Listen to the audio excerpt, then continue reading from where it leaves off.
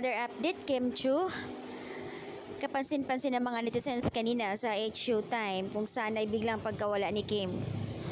At ayon sa karamihan, baka nga raw ay not feeling well si Kim. Ayon sa netizens, hinahanap ko si Kim sa Especially For You pero hindi ko po siya nakita hanggang matapos. Pero sa umpisa, sa opening nandoon si Kim.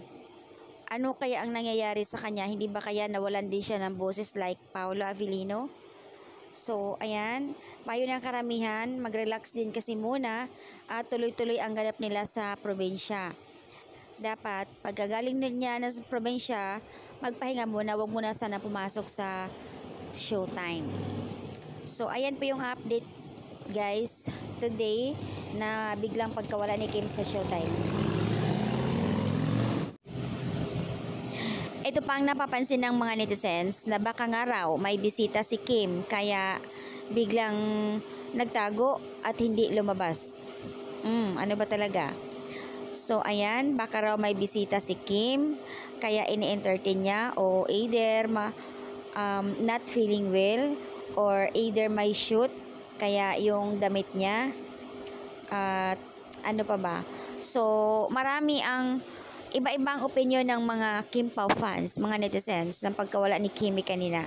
Na parang gusto nila malaman kung saan siya nagpunta dahil kung nandyan siya sa Showtime, mula umpisa hanggang matapos nandoon eh. So, ayun, baka raw may lakad or something.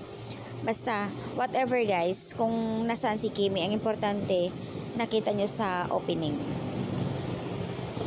Ito may comment isang netizens. Baka masamang pakiramdam ni Kim kaya pinauwi na siguro ni Vice Ganda.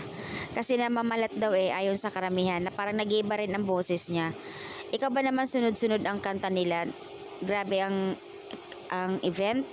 Sorsogon, Agusan del Sur, Surigao del Sur. Tatlong probinsya kaya yon. Kaya ang hirap. Sigaw na sigaw pa sila sa stage. Kaya siguro baka nawala ng boses.